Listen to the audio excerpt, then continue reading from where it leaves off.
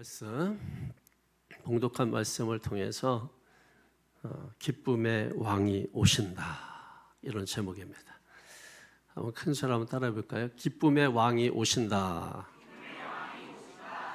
예수님의 생일을 성탄절이라고 부르죠. 성탄절. 성탄절은 이제 곧 돌아오죠. 12월 25일을 성탄절. 근데 성탄절을 어떻게 보내고 있습니까? 보통 이제 사랑하는 사람들이 선물을 주고받는 날, 또 데이트하는 날, 보통 그렇게 생각을 하고 있죠. 그래서 세상에서도 성탄절을 막 기다려요. 근데 성탄절이라는 말 자체가, 성탄이라는 말 자체가 예수님이 이 땅에 오신 날을 축하하는 날이잖아요. 근데 희한하게 그 성탄절을 좋아하는 사람들은 교회 안에 있지 않고 교회 밖에 있어요. 교회 안에 있는 사람들은 근심이 수두룩해요. 근데 교회 밖에 있는 사람들은 막 한 달 전부터, 두 달 전부터 성탄절 선물을 뭐 할까 뭐 이러면서 성탄절을 막 기대하고 막 설레고 그런 마음인 거죠. 근데 중요한 거는 성탄절의 주인공이 예수님인데 예수님은 없다는 거죠. 예수님이 없는 성탄절. 그래서 성탄절을 보낼 때마다 기독교인들은 좀 마음이 좀 그런 것입니다. 교회 안에서 다시 이 성탄을 찾아오기 위해서 막 애쓰고 막 하는데 이미 성탄을 세상에 장악을 해버렸어요. 그 추리도 세상에서 더 먼저 하는 거죠. 캐럴도 세상에서 먼저 부르기 시작하고, 교회에서는 뭐 한 주간, 두 주간 정도 성탄 분위기에 취해 있다가 뭐 성탄 노래 한두 곡 부르고 또 지나가면 또 그거로 끝나게 되는 경우죠. 여러분, 중요한 거는 성탄이라는 거는 예수님이 오셨다는 거예요. 이거는 역사적 사실인 거예요. 역사적 사실이면서 이 역사의 엄청난 사건이에요. 이걸 패러다임의 혁명이라고 하는 거예요. 이런 패러다임의 혁명이라는 게 토마스 쿤이라고 하는 이 학자가 과학혁명이라고 하는 그 책인가 거기에서 이제 처음으로 이제 이 말이 나온 말인데, 쉽게 말하면 생각의 어떤 혁명, 생각의 전환, 뭐 이런 겁니다. 이게 이제 잘 드러난 것이 우리가 천동설, 지동설 얘기하잖아요. 포톨레마이오스 천동설. 그 사람이 이제 천동설, 예를 들면은 지구를 중심으로 해서 모든 게 돈다. 그걸 주장한 거 아닙니까? 그러니까 코페르니쿠스가 한 1510년경에 지동설을 주장을 한 거죠. 그때는 이제 뭐 죽을 각오하고 지동설을 이야기한 거죠. 그러니까 천동설이 한 주후 200년경에 주장한 것이라면 지동설은 1510년이니까 한 1300년 후에 지동설이 나오고, 그것으로 인해서 뭡니까? 천동설이 사라진 거죠. 천동설이 필요 없다 이런 말이 아닙니다. 천동설이 있었기 때문에 지동설이 있었던 거지. 그래서 지동설이 나오면서 이제 그게 뭡니까? 아니다. 지구를 중심으로 해서 도는 게 아니라 태양을 중심으로 해서 지구뿐만 아니라 모든 행성들이 움직인다. 그걸 주장을 새롭게 한 것 아닙니까? 그래서 지금까지도 우리가 지동설을 바라보고 있습니다. 그래서 그걸 우리가 코페르니쿠스 혁명이라 그래요. 이걸 다른 말로 표현하면 코페르니쿠스적 사고 전환이라 그래요. 그러면 정말 이 세상에서 어떤 그 토마스 쿤이 주장했던 패러다임의 혁명이나 아니면 코페르니쿠스의 그 혁명이 일어난 사건이 무엇인가, 진짜 그 사건, 말 그대로 그 혁명이 무엇인가 했을 때, 그는 바로 예수 그리스도가 이 땅에 태어난 성탄의 사건이라는 것이죠. 예수님이 이 세상에 태어난 것을 기점으로 해서 역사를 before AD로 나누는 것입니다. 비포는 비포 크라시토죠. 예수님 모시기 전, 아노 도미니 AD, 이것은 주님의 해, 즉 주님이 오신 후라고 하는 것입니다. 예수님이 오시고 나서 500년 후에 로마의 수도원장이었던 한 사람이 이 사람이 이 세계의 역사의 중심은 예수 그리스도다. 그래서 예수 그리스도가 오시기 전과 오신 후로 역사는 갈라진다. 이렇게 주장한 이후부터 역사를 BC와 AD로 표기하는 것입니다. 이거는 이제 세계 역사가 다 따르는 거예요.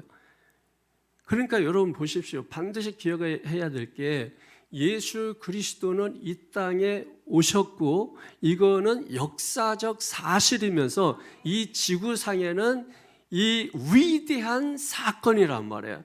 이거는 패러다임의 혁명이면서 코페르니쿠스적 사고 전환이면서 코페르니쿠스적 혁명이라는 것이죠. 그게 바로 다른 사건이 아니라 예수가 이 땅에 온 사건이라는 거예요. 근데 중요한 것을 말하면 그 예수가 이 땅에 왔는데 그 예수를 우리가 만나야 된다는 것이죠. 그 예수를 만나지 않으면 그냥 우리가 역사를 달력에 표시하듯이 그냥 그것을 믿는 자나 안 믿는 자나 달력에 표시된 겁니다. 그런데 달력에 표시된 그 역사를 내 마음으로 모셔드리는 거죠. 여러분, 그게 예수님을 우리가 만나는 거예요. 그 예수님을 만날 때 그 예수님과 인격적 교제를 통해서 생명을 누리면서 사는 것까지 우리가 가야 그걸 우리가 예수를 믿는다 이렇게 말하는 겁니다. 예수를 믿지 않고 교회만 다니는 사람들은 종교적인 사람들이고 그들이 뭔가를 한다면 그건 종교적 열심에 불과한 거예요. 여러분, 그들은 아직도 코페르니쿠스적 사고 전환이 일어나지 않은 거예요. 여전히 자기가 중심인 줄로 착각하는 거예요. 여러분, 이 사고 전환이 일어나지 않으면 하나님의 말씀이 들리지 않습니다. 예수 믿는 사람은 반드시 이 사고 전환이 일어나야 돼요. 천동설을 1500년대까지 기독교가 캐토릭이 그거를 강력하게 붙들고 있었죠. 코페르니쿠스가 지동설을 이야기할 때는 그는 목숨을 걸고 이야기한 겁니다. 그래서 로만 캐토릭에서 지동설을 주장한 사람을 잡아 죽이려고, 여러분 그동안 1500년 동안 천동설을 믿고 그걸 이야기하면서 왔는데 누군가 지동설을 이야기하니까 종교가 뒤집어지는 것 같은 충격을 받은 거죠. 과학의 위대함이 어디 있다고요? 과학의 위대함은 잘못된 거는 과감하게 버린다는 거예요. 그래서 과학도 종교고 종교도 종교인데 기독교가 종교인데 차이점은 뭐냐면 변하지 않는다는 거죠. 과학은 변하고 기독교 종교인데 과학도 종교인데 기독교는 변하지 않는다는 거예요. 근데 그것은 변하지 않는 개념에서 로만 캐토릭이 주장한 게 아니고 그건 고집이에요. 자기가 중심으로 해서 자기 종교가 중심으로 해서 세계가 돈다고 생각하는 움직인다고 생각하는 잘못된 고집인 것입니다. 아직도 우리가 신앙생활하면서 이 사고 전환이 일어나지 않으면 여러분 신앙생활 잘 못합니다. 하나님의 말씀은 우리의 생각과 정반대예요. 그래서 우리가 예수 믿는 것은 이 세상을 역행하는 것이라는 거예요. 세상 따라 유행 따라 사는 게 아니고 세상을 역행하면서 살아야 되기 때문에 말씀에 순종한다는 것이 어렵습니다. 가나안 땅에 들어갔지만 젖과 꿀이 흐르지 않는 이유는 종교적인 삶에 빠졌기 때문이라는 거예요. 가나안 땅에서 젖과 꿀이 흐르면서 사는 사람은 주님과 인격적 교제를 통하여 생명을 나누면서 사는 사람들이기 때문에 그들은 똑같이 예수 믿고 똑같이 우리가 신앙생활에도 기쁨이 충만한 거예요. 은혜가 충만한 거예요. 감사가 충만한 거예요. 형통한 거예요. 하는 일이 형통한 것입니다. 그러니까 뭐 다 감사 찬양, 자녀들도 다 감사 찬양. 그럼 막 하나님의 일하심, 인도하심, 개입하심, 하나님의 역사하심, 도와주심 막 이런 것들을 경험하면서 막 살게 되는 이 은혜가 있기 때문에 하나님을 믿고 사는 것이 이렇게 좋은 것이구나라고 하는 것을 내 인생과 삶이 간증이 되는 거죠. 입이 아니라 말이 아니라 말로만 하는 신앙은 무슨 의미가 있습니까? 다 시험만 들지. 우리는 그리스도의 향기이고 편지라고 말하지 않습니까? 여러분, 그리스도의 향기, 그냥 향기는 나는 거죠. 그러면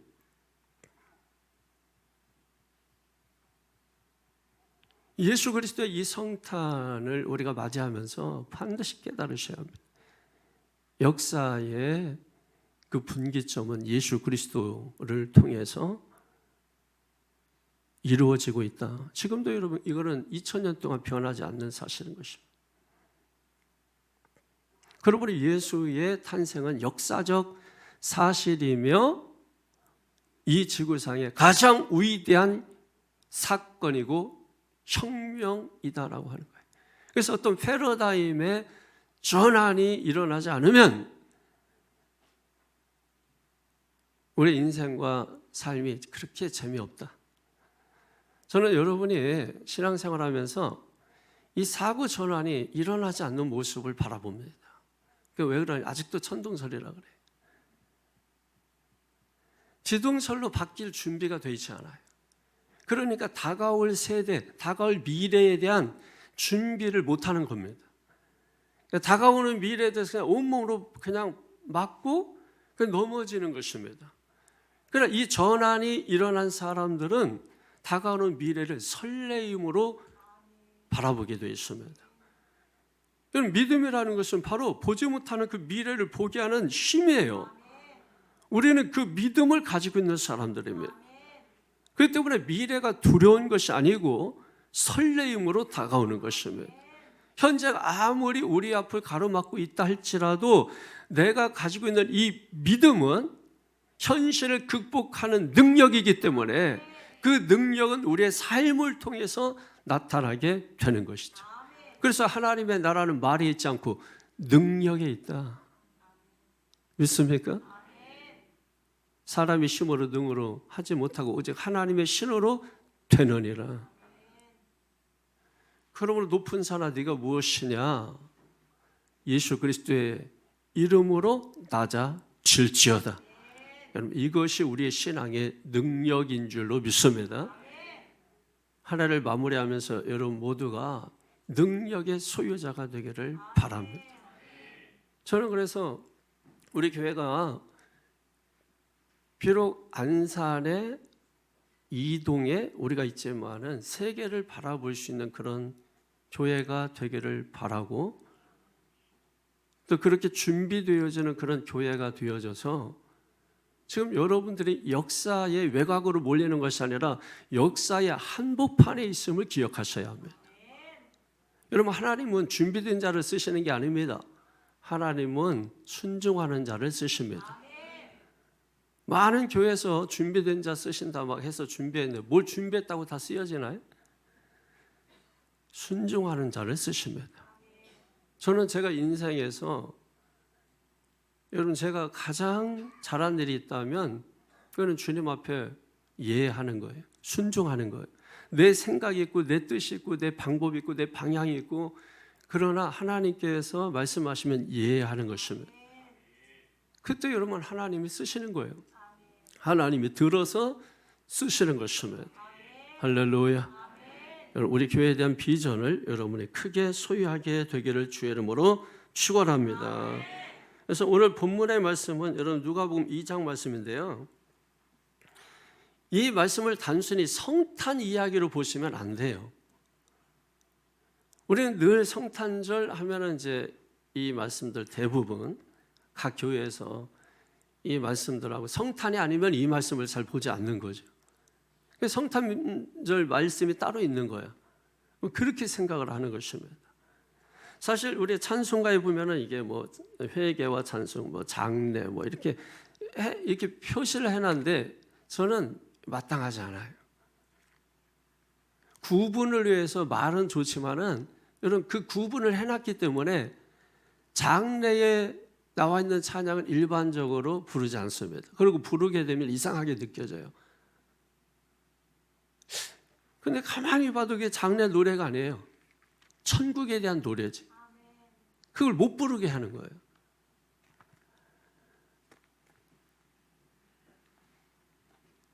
그런 경우들이 신앙생활에 많이 있다는 거예요. 마찬가지로 그런 관점에서 이 말씀도 그렇게 묶여 있는 거 아닌가. 그래서 단순히 이게 성탄 이야기가 아니라 이 말씀을 깊이 들여다보면 하나님이 어떤 분이고 구원이 무엇이고 우리가 어떤 삶으로 부름을 받았으며 앞으로 우리의 삶의 방향은 어디로 흘러가야 되는가 하는 것을 우리에게 보여주는 것이거든요. 그러니까 오늘 말씀을 통해서 설교하는 목적은 다른 게 아닙니다.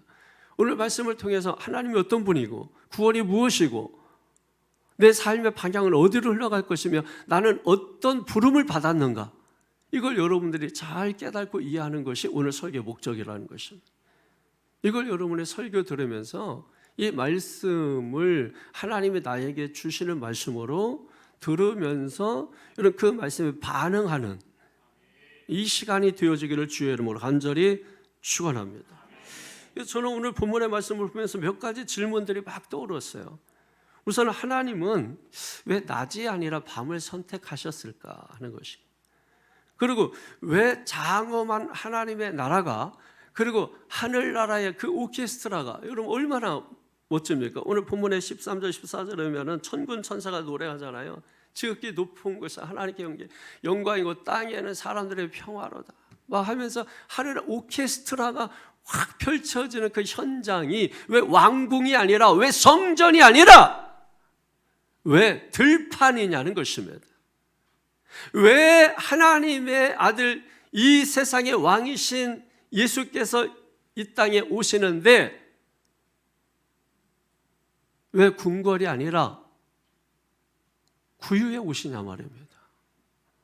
생각해 보셨습니까? 많은 그런 질문들이 떠올랐어요.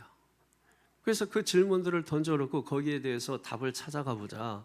그런 관점에서 오늘 말씀을 들여다보자. 그러면 하나님께서 2025년에 우리에게 주시는 또 다른 메시지가 있지 않겠나 하는 것을 들여다보게 되기를 바랍니다.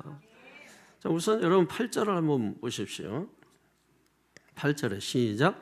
그 지역의 목자들이 밤에 밖에서 자기 양떼를 지키더니. 아멘. 다시 한 번만 시작.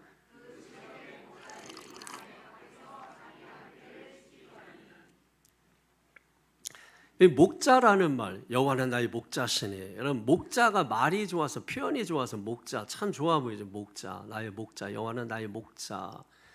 말이 좋아서 목자죠. 여러분 이 목자는 한마디로 말하면 양을 치는 양치기입니다. 양치기. 이 양치기, 당시 목자들은 자기 양을 치는 게 아니라 주인의 양, 그러니까 주인이 있는 양을 치는 겁니다. 그래서 그것도 들판에서 밤에. 이러면 들판은 어떤 개념이에요? 집이 아니죠. 들판에서. 그리고 낮이 아니고 밤이죠, 여러분. 낮과 밤이 어떻게 다릅니까? 그런데 그렇게 자기 양도 아니고 남의 양을, 그것도 집이 아니고 밖에서 종처럼, 노예처럼, 그런 자가 바로 목자하고 양치기인 것입니다. 그런데 이 사람들에게 주님의 탄생 소식이 가장 먼저 전해졌다는 거예요. 궁금하지 않습니까? 그 이유가 뭘까? 왜 제사장도 아니고, 그리고 그 시대에 왕도 아니고, 왜 목자들일까? 그리고 목자들은 우리가 잘 알듯이 유대인들에게 있어서 목자들은 아주 천하게 생각을 했고, 그들은 거짓말쟁이라고 생각을 했고 사기꾼이라고 생각을 했어요.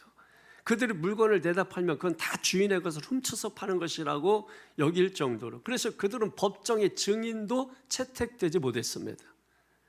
법정에서 증인으로도 채택되지 못할 정도로 비천하고 사회적으로 인정을 받지 못하는 하천 계급에 속하는 그런 사람이었어요.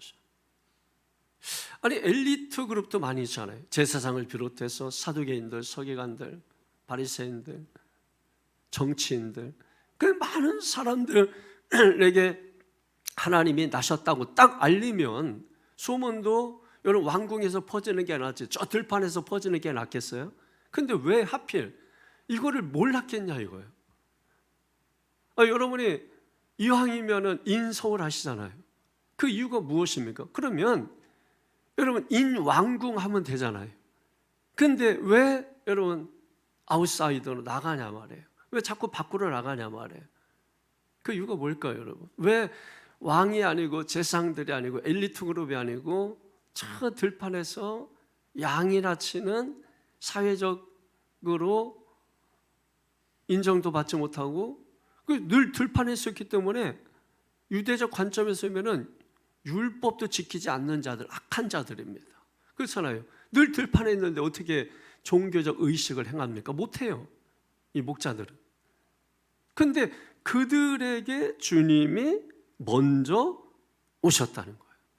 그것도 캄캄한 밤중에. 분명히 의도성이 있는 것입니다. 여러분, 복음은 언제나 높은 자리에 오지 아니하고 높은 곳에서 낮은 곳으로 오는 것입니다. 빌립보서 2장 5절 이하에 보게 되면 예수님이 이 땅에 오셨을 때 어디까지 내려가십니까?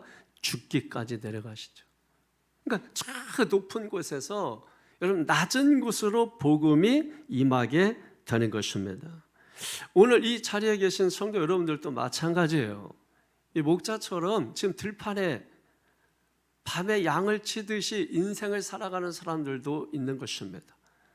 사업이 밤을 맞는 사람도 있는 것이고 자녀들의 밤을 만난 사람도 있는 것이고, 여러분 인생이 그런 것입니다. 밤만 있는 게 아니고 낮도 있고, 낮만 있는 게 아니라 밤도 있고, 따뜻한 것만 있는 게 아니라 추운 것도 있고, 춥고 따뜻하고, 이게 여러분 계속해서 번갈아가며 돌아가면서 여러분 우리 인생을 맞닥뜨리게 되는 것이죠.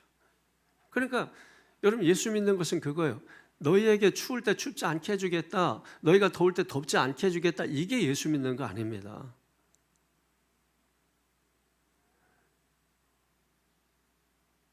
추운 걸 없애주는 게 아니에요. 추울 때 주님이 함께 해주겠다, 더울 때 함께 해주시겠다, 내가 네 이불이 되어주겠다, 비 올 때 네 우산이 되어주겠다. 여러분 그런 거지. 더위를 없애주고, 그러면 여러분 자연 질서가 파괴돼요. 주님은 자연 질서를 파괴하면서 여러분들을 지켜줄 의도가 있으신지는 모르겠습니다. 그리고 그게 지켜주는 건지 모르겠어요. 자녀를 위해서 나무를 심고, 자녀를 위해서 집을 짓고, 자녀를 위해서 뭘 이렇게 하는 것이지 그걸 없애는 게 아닙니다. 하나님의 사랑을 우리가 다시 한번 깊이 좀 인지할 필요가 있습니다. 이번 성탄을 기점으로 해서 다시 한번 우리의 신앙을 뒤집어서 다시 한번 좀 이렇게 내 신앙이 어디까지 왔나 이렇게 돌아보면서 여러분이 한 번 좀 신앙을 살펴봤으면 좋겠어요. 다 유리창만 내다보고 있지 말고 거울을 보세요. 전부 유리창 보면서 어느 집사는 어때고, 저 목사는 어떠고, 저 목사가 그거 해서 뭐 하려고요? 악한 겁니다. 악한 거. 거울 보라니까 여러분 유리창만 쳐다보고서 누구 성도는 누구네 집은. 왜 그렇게 합니까? 거울은 남을 못 보게 해요. 그래서 뒤를 막아놔요. 그래서 자기만 보는 겁니다. 성경은 유리창이 아니에요. 거울입니다. 자기를 보는 것입니다. 내가 더러운 놈이구나, 내가 악한 놈이구나, 내가 나빴구나. 그래서 우리 캐톨릭에서 시작했지만은 네 탓이 아닙니다, 내 탓입니다. 김수환 추기경이 여러분 차에다가 스티커 붙이고 다녀가지고 제대로 본 거죠. 그걸 우리 감리교 감독 중에 누가 했어야 되는데 그걸 하필 왜 캐톨릭 추기경이 했습니까? 그거 우리가 했던 말들 아닙니까? 근데 그걸 여러분 천돈설도 마찬가지 아니겠어요? 우리가 그 누군가가 시작한 것 같지만은 그 누군가 이전에 그 일을 시작해 놔서 완성을 못한 미완성들, 많은 연구 자료 이런 게 어디에 있었느냐? 당시엔 알렉산드리아 대도서관에 있었던 거예요. 그걸 학자들이 누군가 계속 들여다보고 하다가 수백 년이 지나서 여러분 그거를 이거구나 하고서 여러분 그때 깨달은 거 아니에요? 지금 우리가 공부하는 모든 학문들이 여러분 고대 그리스, 우리가 잘 아는 소크라테스 제자 플라톤 제자 아리스토텔레스, 이런 사람들이 대집전해 놓은 걸 다 쪼개가지고 지금 우리가 이과 문과 나눠가지고 공부하고 있는 거 아닙니까? 해 아래 새 것이 없어요. 근데 우리는 늘 새 것을 찾겠다고 헤매는 것이죠, 여러분. 성경을 안 보는 겁니다.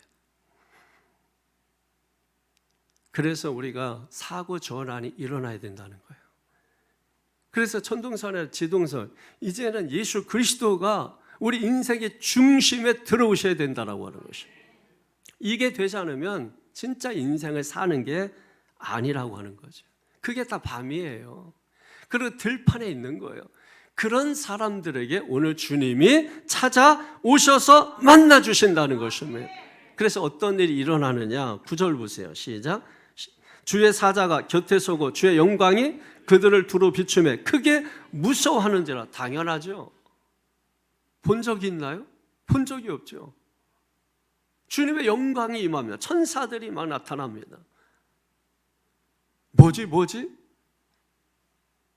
두렵죠. 무섭죠. 여러분, 주님의 영광이 임하면 우리는 막 기뻐할 것 같죠. 막 주님이 임하시면 막 좋아할 것 같죠. 여기 여러분 기뻐하는 대신에 뭐 하고 있습니까? 크게 무서워하고 있습니다. 그것도 막 크게 무서워하는 것입니다. 그 이유가 뭘까요? 왜 크게 무서워했어요? 왜 주님의 영광이 임하면 기뻐하고 좋아해야 되는데 왜 크게 무서워할까요?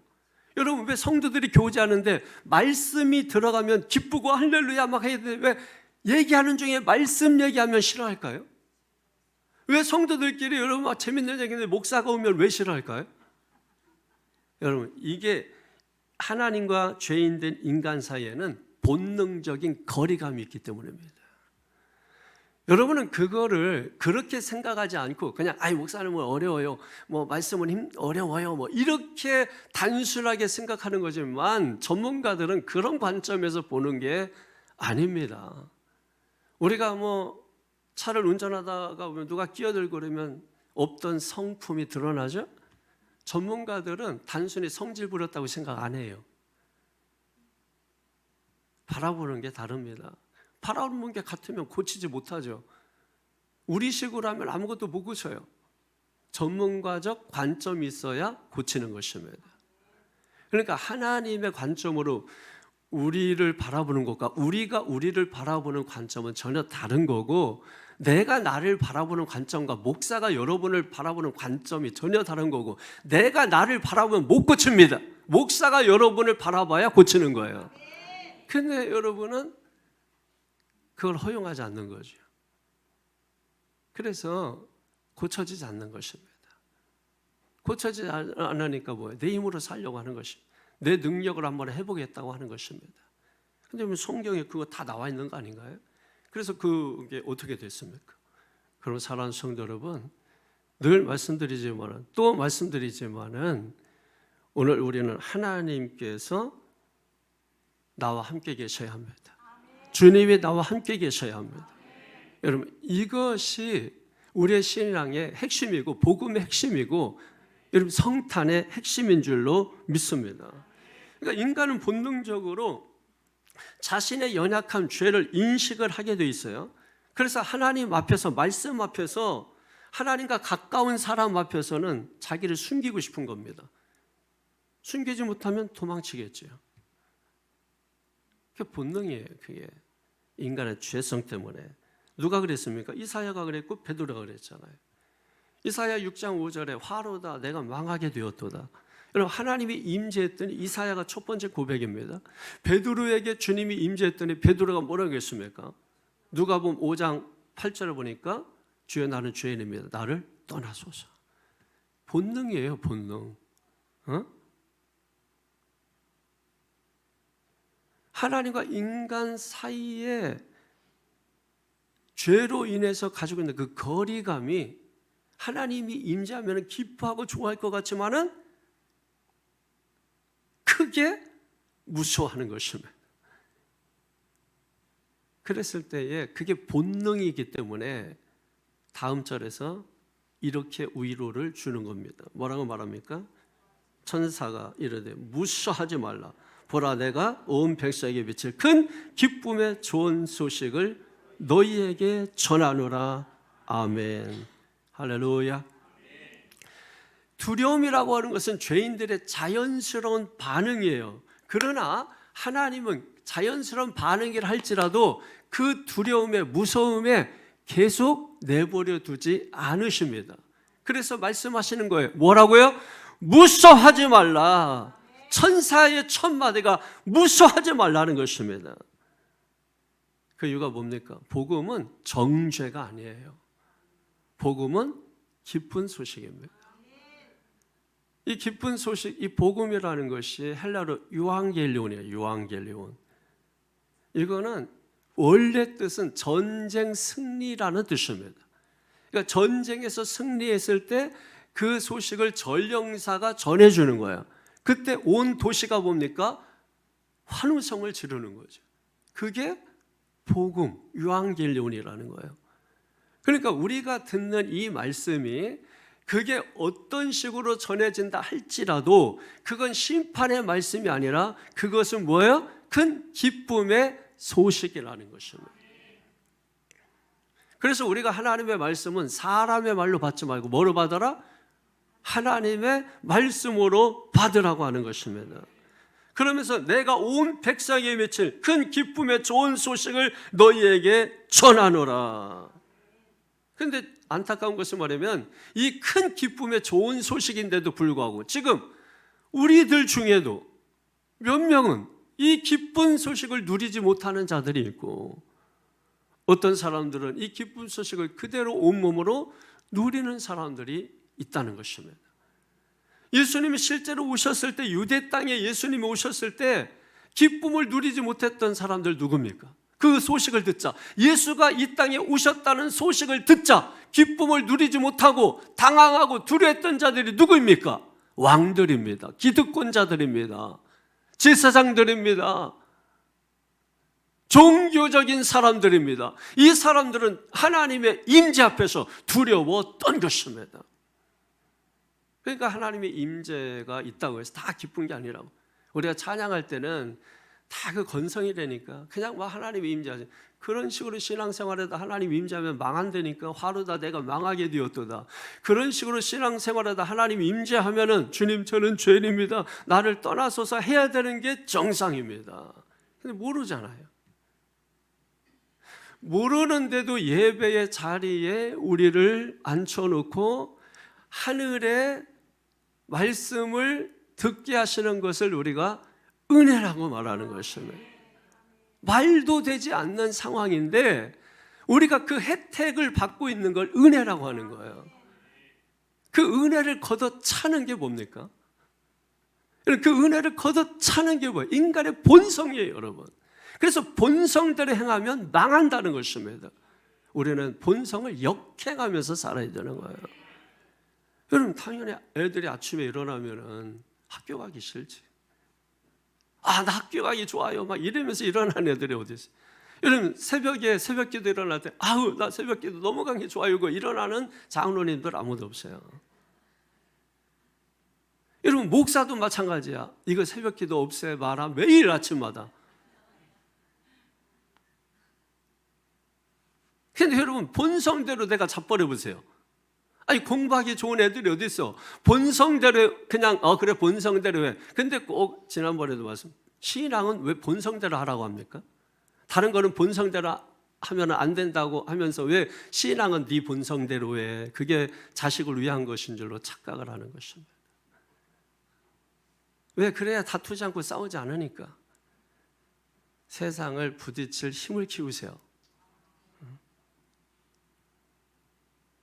싸워서 지면 이긴 자의 종이 됩니다. 하나님께서는 큰 기쁨의 좋은 소식을 들려주셨단 말이에요. 그런데 그걸 누리지 못하는 거예요. 얼마나 안타깝겠어요. 그러면 어쩔 수 없는 거죠. 누리지 못하는 거는 어쩔 수 없는 것입니다. 중요한 것은 그 가운데 그걸 누리고 사는 사람들이 있다는 것이에요. 그러니까 그들에게는 하나님의 복음이 뭐예요? 기쁜 소식이 되는 거고 누리지 못하는 자들에게는 똑같은 복음이 심판이 되는 겁니다. 그래서 복음은 심판이 아니라 기쁜 소식이라는 거예요. 그냥 말만 기쁜 소식입니다. 이것만 띄어다가 복음은 이게 아니란 말이에요. 누군가에게는 똑같은 말씀이 심판으로 들리고 누군가에게는 기쁜 소식으로 들리기 때문에 복음은 심판이 아니라 유앙겔리온, 기쁜 소식이라고 우리가 말하게 되는 것입니다. 이 복음을 아느냐는 거예요. 뭘 알고 말하고 있느냐는 것입니다. 알고 우리가 받아들일 때 그게 우리의 몸에 들어가서 힘을 주는 거죠. 믿는 자 속에서 역사하게 되는 줄로 믿습니다. 그런데 여러분 보십시오. 주님은 이 복음을 가져올 때 어떤 특정 계층의 사람들을 위해서 가져온 게 아니에요. 오늘 성경에 뭐라고 하면 이 복음은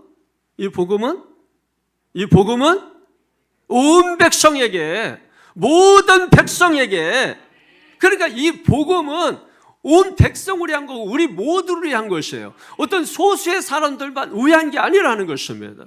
이 복음은 우리 모두를 위한 것이었어요.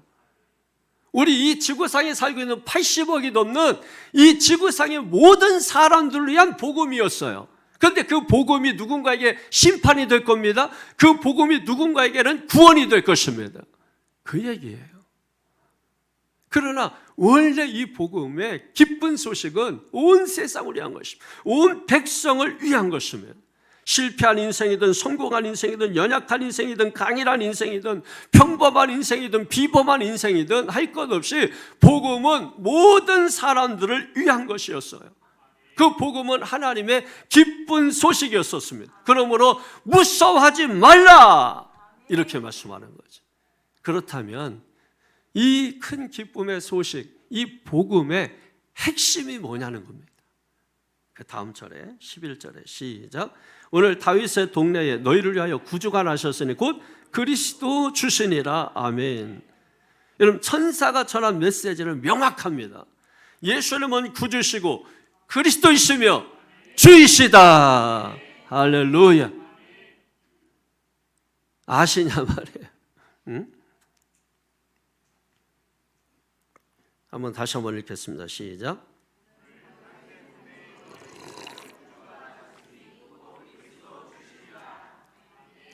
구주가 나셨다. 구주. 우리 구주 나신 날 목자 영광 볼 때에, 여러분 우리 구주 나신 구주. 구주도 모르는 사람의 말을 들을 겁니까? 여러분 구주를 아는 사람의 말을 들어야 돼요? 구주도 모르는 사람의 말을 들어야 돼요? 자, 여러분 구주가 뭐예요? 구주. 응? 구주라는 것은 문제를 해결하시는 분이 아니라 죄에서 우리를 건져내시는 분이라는 뜻입니다. 구주, 세이비어, 구주라는 것입니다. 그래서 우리 예수님은 우리의 뭐가 되신다고요? 구원자, 구세주가 되신다는 것입니다. 믿습니까? 이게 예수 믿음이에요. 그냥 단순히 문제 해결해 주세요, 문제 해결해 주세요, 문제 해결해 주세요. 이런 그게 아니란 말이에요. 예수님이 1차적으로 우리에게 오신 것은 우리의 죄 문제 때문에 온 거지 단순히 문제 때문에 온 게 아닙니다. 죄 때문에 온 것입니다. 죄보다 더 큰 문제는 없는 것입니다. 이 죄를 인정하지 않으면 예수님은 나에게 요원합니다. 아무 의미가 없습니다. 그러나 내가 어느 순간에 죄성을 인정하는 순간에 예수님은 빛으로 우리에게 오시는 것입니다. 빛 가운데 오시는 거예요. 빛 가운데. 이 어둠 가운데 빛으로 오시는 거예요. 그 어둠이 여전히 있는 거예요. 그 가운데 한 줄기 빛으로 오시는 것입니다. 어둠에서 빛이 잘 보이는 것이에요. 그러니까 어둠에 있는데도 빛이 보이지 않는다면 우리는 아직 어둠에 속한 것입니다.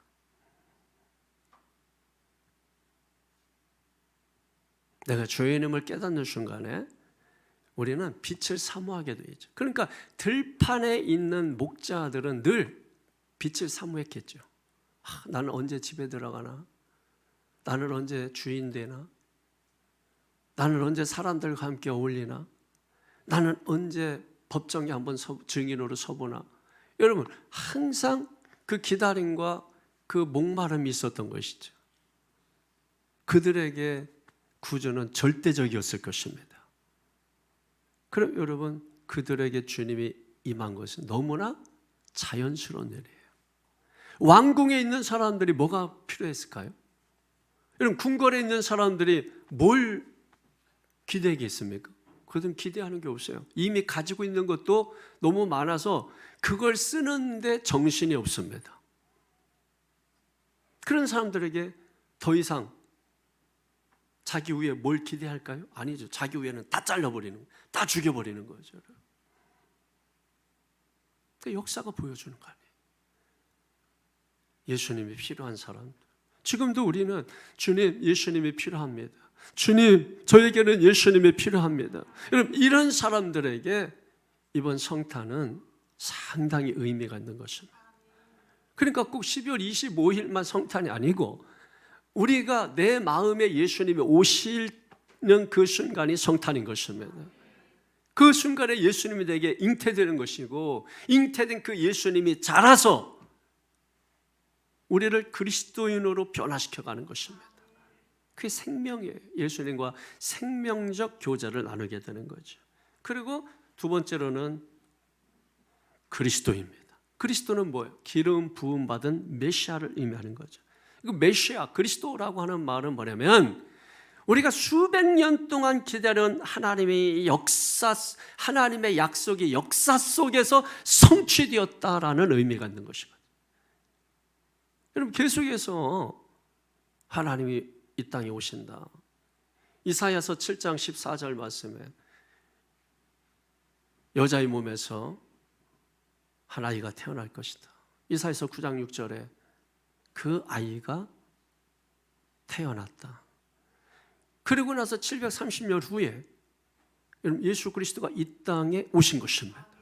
그러니까 수백 년, 수천 년 기다리던 그분이 역사 속에서 오신 것, 즉 성취된 것, 이걸 우리가 그리스도, 메시아라고 하는 것입니다. 그래서 우리가 예수 그리스도, 그리스도라는 말은 메시아라는 말입니다.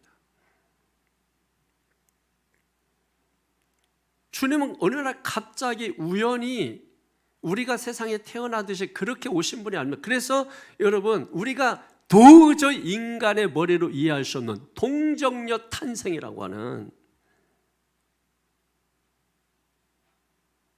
우리가 이해할 수 없고 설명도 할 수 없는 동정녀 탄생이라고 하는 것을 통하여 예수님은 생리학적으로 절대로 불가능한 방법으로 이 땅에 오신 것이에요. 왜 그랬을까요? 예수가 이 땅에 오신 것은 단순한 출생이 아니라는 것입니다. 이걸 가지고서 우리는 그게 과학적으로, 의학적으로 맞냐 틀리냐, 여러분, 이걸 논하는데 그건 어리석은 것입니다. 성경은 그 어떤 사실을 말하는 책이 아니에요. 성경은 상징적으로 무엇인가를 보여주는 거지. 여러분, 성경이 무슨 뭐 사실을 이야기하기 때문에 그거를 뭐 과학적 증명을 통해서 여러분 입증하면 그게 과학이지, 입증이 안 되니까 믿음의 세계에 속하는 거지. 여러분, 입증이 되면 그게 믿음이 되겠어요? 그게 과학이 되는 거죠. 그런데 입증할 수 없는 걸 과학적 입증을 하려고 하는 그 자체가 여러분 세속적인 생각인 것이. 그래서 기독교와 종교가 많이 부딪혔던 이유가 바로 거기 있는데, 사실은 제가 생각할 때는 부딪힐 이유가 하나도 없는 것인데 너무 자기 쪽만 주장하다 보니까 그런 결과를 가져온 거죠. 전혀 뭐 그럴 필요가 없는 것이죠. 그리고 세 번째로는 뭐라 그랬어요? 주신이라 그랬죠. 주라는 말은 주권자라는 뜻입니다. 그러니까 예수님은 단순히 우리를 도와주시는 분이 아니라 우리의 뭐가 되신다? 주인이 되신다. 주권자, 주인이 되신다. 돌아보십시오. 내가 내 인생과 내 삶의 주인이 누굽니까? 주님의 말씀에 예합니까? 아니면 노합니까? 여전히 사고 전환이 일어나지 않은 거예요. 예? 아직 예수님을 다 못 받아들인 겁니다. 예수님을 예를 들면 오늘 세 가지로 표현하고 있으니까 3분의 1만 받아들이신 분, 3분의 2만 받아들이신 분, 그리고 마지막 그래도 주인은 안 돼. 사형리에 보면 여러분 의자가 있잖아요. 그 처음에 여기 나라고 돼 있고 밑에 하나님입니다. 나중에 이제 거의 끝나갈 쯤에는 뭡니까?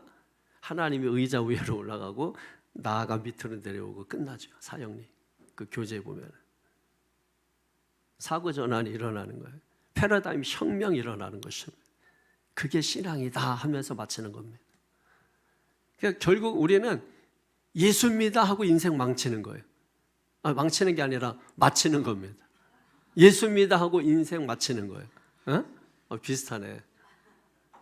예수입니다 하고, 그러니까 대단한 것 같지 하지만은 여러분 대단한 게 없다니까. 뭐 대단한 인생을 사시려고 하십니까? 그게 문제인 거예요. 대단하신 분을 따라 사세요. 그러면 대단한 일을 만나게 될 겁니다. 내가 대단하려고 하는 사람들 치고 대단한 사람 제가 본 적이 없습니다. 그분들은 겸손하지가 않아요. 하나님의 말씀이 임한 곳에는 회개가 있고 회개가 있는 곳에는 겸손함이 있어요. 그게 특징이에요. 그래서 여러분 복음의 핵심은 다른 게 아니에요. 구주가 되시고 그리스도가 되시고 우리의 주권자가 되신다. 그러면서 11절에서 여러분 가장 중요한 단어가 하나가 들어갔어요. 가장 중요한 말이 뭐겠어요? 찾아보세요. 찾아보세요.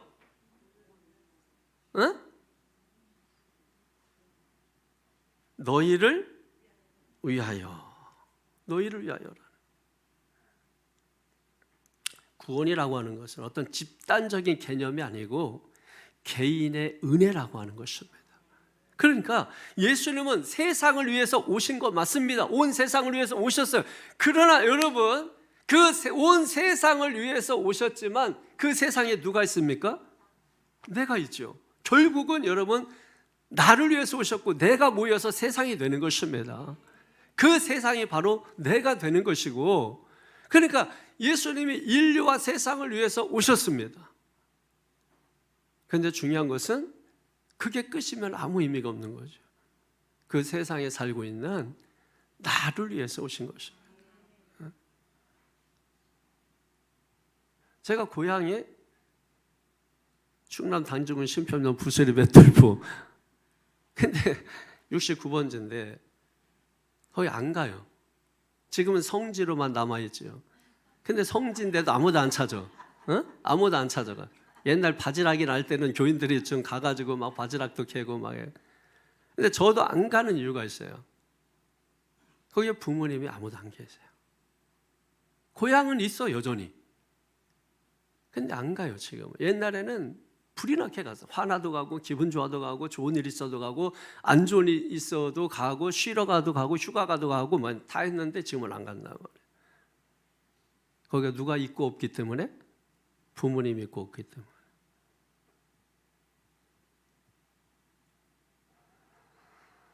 우리가 교회 오는 이유가 무엇입니까? 여기 하나님이 계시기 때문이죠. 왜 성전이 하나님의 집입니까? 거기 하나님이 계시는 거죠. 만약에 하나님이 안 계시면 영화관도 되는 것이고 창고도 되는 것이고 오락실도 되는 거고 볼링장도 되는 것이고. 근데 거기에 하나님이 계시면 성전이 되는 것입니다. 할렐루야. 여러분 이 은혜가 있어야 돼요. 우리가 보는 시각이 달라지고 그 달리 보는 것을 통해서 내가 달라지는 거. 그래서 큰바위 얼굴이 그런 거 아니에요? 바라보다가 큰바위 얼굴처럼 닮아버리는 거 아닙니까? 예수님 바라보십시오. 히브리서 12장 1절 2절에 믿음의 주에 온전케 하시는 이인 예수를 바라보라.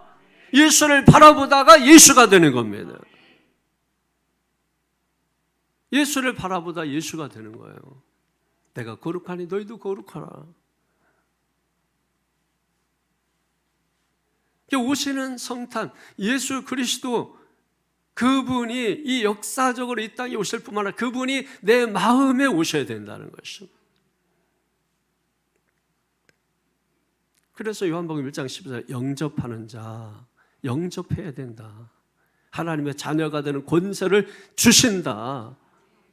그래서 요한계시록 3장 20절에 지금도 계속해서 마음의 문을 녹화하고 계시는 것입니다. 두드리고 계시는 것입니다.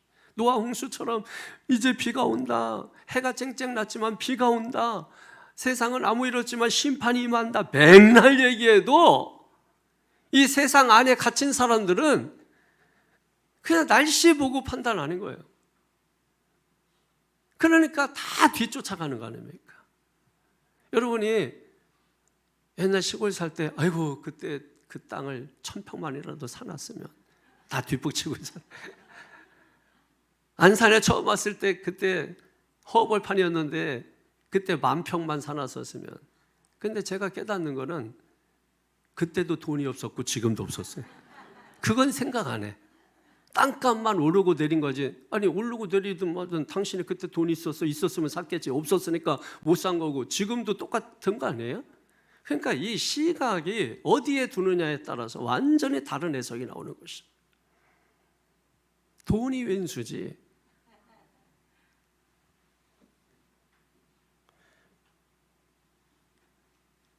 여러분, 예수님이 이 땅에 오신 성탄의 표적이 뭔지 아세요? 12절 보세요. 시작. 너희가 가서 강보에 쌓여 그 위에 뉘어 있는 아기를 보리니 이것이 너희에게 표적이니라 하더니 아멘. 예수님의 표적이 화려하지가 않아요. 왕의 침상이 아니라 구유입니다. 보좌가 아니라 마구간입니다. 하나님은 왜 이렇게 연약하고 초라한 표적을 주셨을까? 그러니까 사람들이 기독교는 가난한 사람만 가는 곳이야, 비천한 사람들만 모이는 곳이야, 이런 인식을 갖게 되는 거 아닌가? 왕궁에 오셨다라면 귀족들이 예수 믿었을 텐데.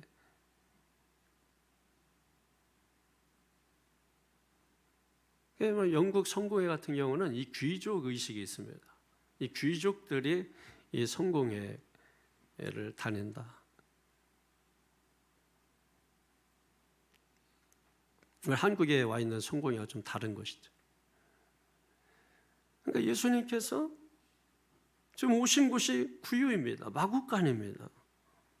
왜 이렇게 예수님이 하셨을까요? 하나님의 구원 방식 때문에 그래요. 하나님의 구원 방식은 힘이 아니라 겸손입니다. 지배가 아니라 섬김이에요. 화려함이 아니라 낮아짐이기 때문에 그렇습니다. 그래서 끊임없이 성경은 겸손에 대해서 말씀하고 낮아짐에 대해서 말씀을 하고 있는 것입니다. 그런데 사람들은 다 하나같이 성공의 자리에서 하나님을 찾아요. 거기 하나님 없습니다. 하나님 여기 어디 안 계세요? 없어요.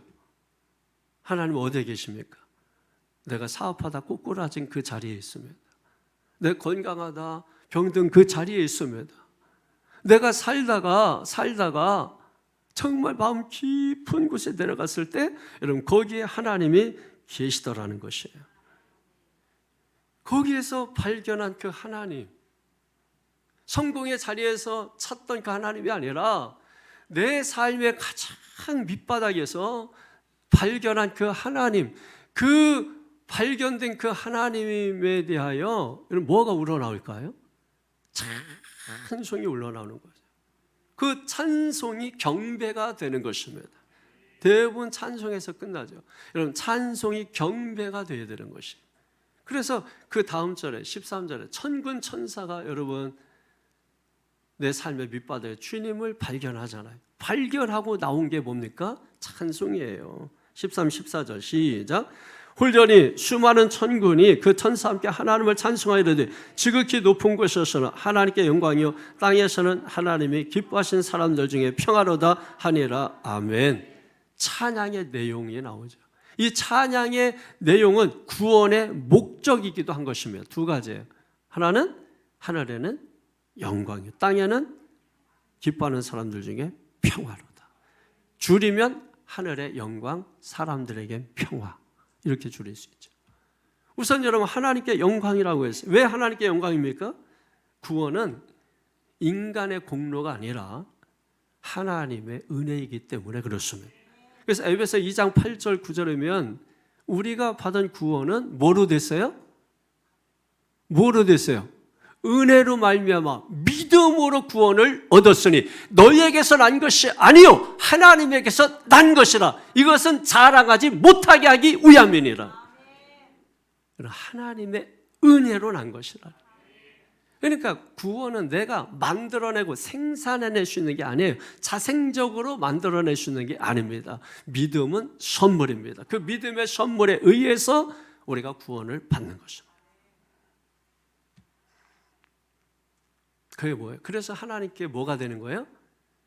영광이 되는 거예요. 왜 하나님께 영광? 왜 입만 열면 하나님 하느냐고? 그러니까 모르니까 그런 겁니다. 알면은 뭐예요? 하나님이 그냥 나와. 아멘 아멘이 그냥 나와. 저 사람 뭐 적게 막 아멘 아멘 하고 막 옛날에는 막 이렇게 아멘 아멘 아멘 하고 뭐 그 별로 안 듣기 싫더라고. 근데 은혜를 받고 나가지고 아멘 소리가 어떤 오케스트라보다도 여러분 아름답다라는 것을 깨닫게 되는 거죠. 지금은 아멘 소리가 제일 좋고 아멘 아멘 아멘 그러면 목사의 응원가로 들려요. 아멘 안 하는 사람들은 응원을 안 해주는 사람으로 보여요. 아멘 아멘 하면 응원가로 들리기도 하고 아멘이신 주님이시오. 아멘에 하나님 앞에 영광을 돌려라. 아멘으로 화답하는 것입니다. 모든 찬양은 아멘으로 화답하는 거예요. 그 아멘이 그렇게 아름다운 것이 복된 것입니다. 귀한 것입니다. 축복된 것입니다. 그리고 두 번째로는 사람에게 평화 이렇게 말합니다. 이게 찬양의 내용이면서 구원의 목적이라는 거예요. 이 평화는 여기서 말하는 이 평화는 세상이 주는 일시적 평안이 아니라 상황이 좋아서 오는 평안이 아니라 하나님과의 관계 회복에서 오는 평화, 즉 샬롬이라고 하는 것입니다. 피스가 아니에요. 샬롬이에요. 하나님과 관계를 통해서 오는 평화예요. 그래서 샬롬이라고 하는 거예요. 결국 하나님 앞에 영광을 돌리게 될 때 인간에게는 뭐가 온다? 참된 평화가 온다. 참된 평화는 하나님 앞에 영광을 돌릴 때 참된 평화가 오는 것이다. 이게 얼마나 이게 논리입니까? 얼마나 큰 논리입니까? 얼마나 위대한 논리입니까? 이게 얼마나 큰 복음입니까? 이게 얼마나 큰 진리입니까? 하나님께 영광을 돌릴 때 인간에게는 가짜 평화가 아니라 참된 평화가 있구나. 가짜 진짜는 본질의 문제라고 제가 금요일날 말씀을 드려요. 본질의 문제, 가짜와 진짜. 여러분 조화와 생화 똑같아요. 비슷해요. 내 서재에도 조화가 있는데 자꾸 물 주는 것 같아요. 장로님 자꾸 물자국이 있어. 조화인데 이게 주다가 오면 너무 똑같아가지고 그리고 목사님들이 서재에 오면 자꾸 뜯어봐. 자꾸 이거를 자꾸 이파리를 자꾸 뜯어보고. 근데 여러분 저는 알잖아. 뜯으면 안 돼요. 이건 생화야. 그냥 뜯으려고 해. 그냥 냅둬. 좋아야. 뭐 차이예요?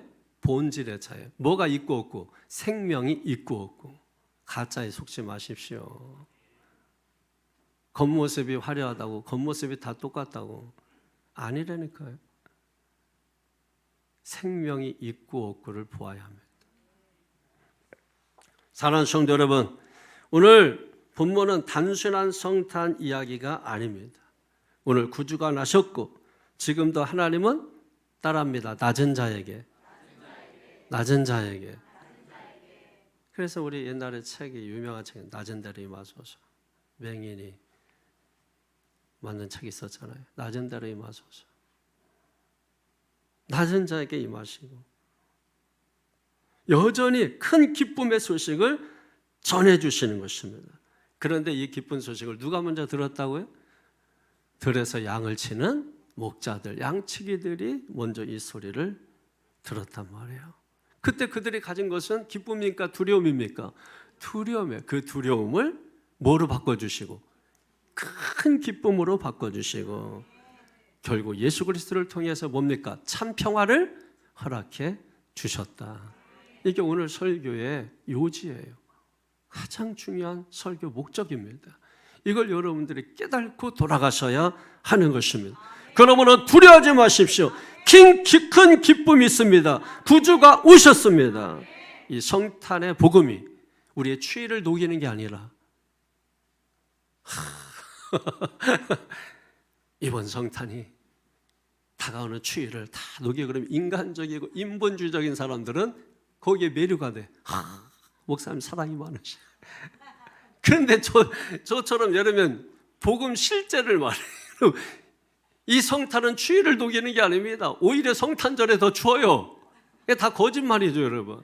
예? 성탄은 추위를 녹이는 게 아니라 오늘 성경을 보니까 뭘 녹여요? 두려움을 녹이는 거예요. 오히려 두려움을 뭐예요? 기쁨으로 바꿔주고.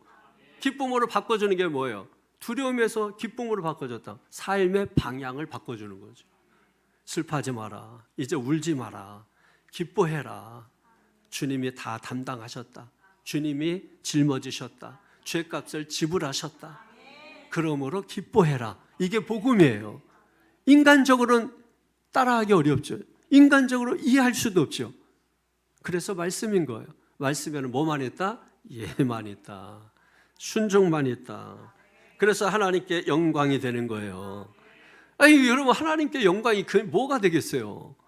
내가 할 수 없는 걸 따라서 순종하니까 그게 영광이 되고, 영광이 되니까 사람의 마음속에 갑자기 뭡니까? 두려움이 아니라 기쁨이 오게 되고. 할렐루야. 그게 성탄이에요. 믿습니까? 이번에 진짜 성탄을 맞이하는 저 여러분 되기를 주 예수 이름으로 축원합니다. 축원합니다. 기도하겠습니다. 거룩하신 아버지 하나님 감사합니다.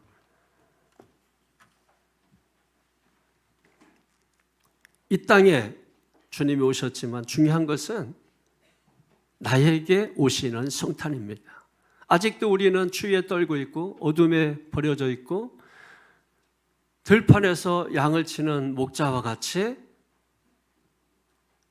빈자의 마음을 가지고 어두운 밤을 지키는 자는 아닌가 돌아봅니다.